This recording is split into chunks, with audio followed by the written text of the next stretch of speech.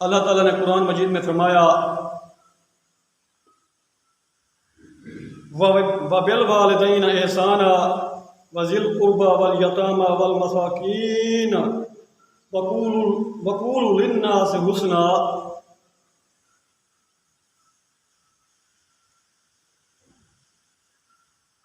سوال قیامت کے دن ایمان کا،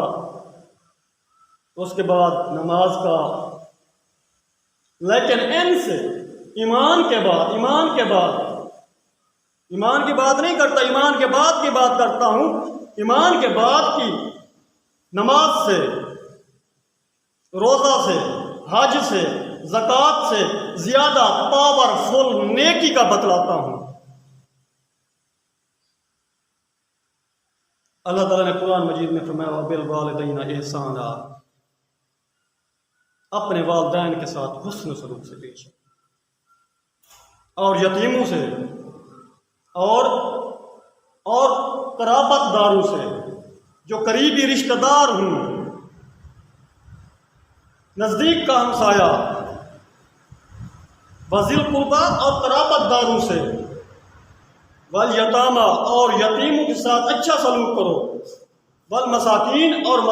مسکینوں کے سر پر شفقت کا ہاتھ رکھو، وقولوا للناس حسنا اور انسانوں کے ساتھ حسن و سلوک کرو۔ اپنے رشتہ دار، غریب ہمسایوں، یتیموں اور مساکین، ان پر شفقت کی بات کرنا، صرف بات۔ نبی پاک صلی اللہ علیہ وسلم نے فرمایا جو اپنے غریب ہمسائے کے ساتھ خوش اسلوبی کے ساتھ بات کرتا ہے، بہترین اچھے انداز سے،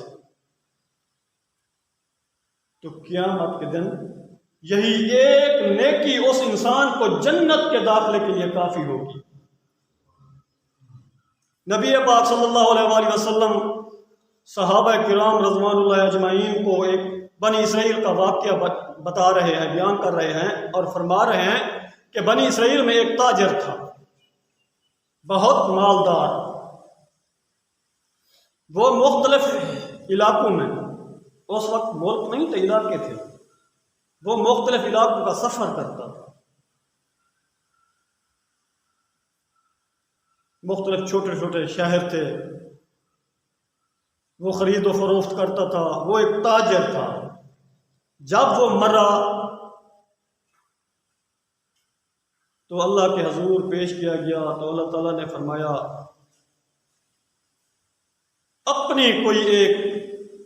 نیکی بتاؤ، اپنا کوئی ایک اچھا کام بتاؤ۔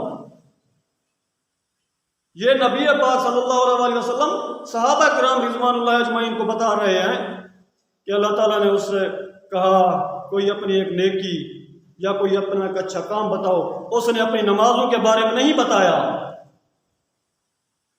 اس نے نہ اپنے روزوں کے بارے میں بتایا، کیونکہ نماز انسان، اگر میں نماز پڑھتا ہوں تو نماز صرف میرے لیے، نماز مجھے ہی فائدہ دے گی۔ اگر میں روزہ رکھتا ہوں تو روزہ صرف مجھے فائدہ دے گا، اگر میں حج کرتا ہوں تو حج صرف مجھے ہی فائدہ دے گا۔ ان سے زیادہ پاورفل نیکی دوسروں کے کام آنا ہے، کیونکہ اس سے دو فائدے ہیں، مجھے میرا اجر ملا، اس کی مدد ہو گئی۔ لیکن آج ہم تو اپنے غریب ہمسائے پر پہلا کام یہی کرتے ہیں، کوئی اونچ نیچ ہلکی پھلکی ہو جائے نا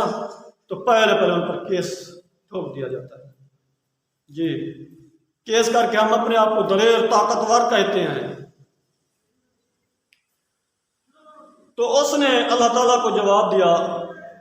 کہ یا اللہ، ایک مجھے یاد ہے، حالانکہ اللہ تعالیٰ دلوں کے راز جانتا ہے، لیکن پھر بھی پوچھ رہا ہے تاکہ میرے یہ فرشتے بھی سن لیں، ان کو بھی پتہ چلے۔ تو اس نے کہا میں مالدار تھا، میں تاجر تھا، غریب عوام لوگ مجھ سے قرضہ لینے آتے تھے، ایک بندہ آیا، اس نے مجھ سے قرضہ مانگا، میں نے قرضہ دیا،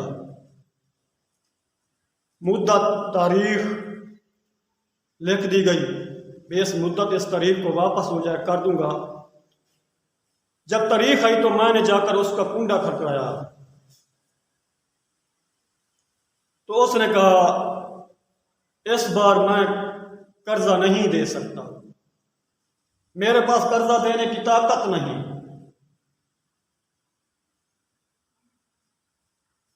تو مجھے تاریخ اور دی جائے۔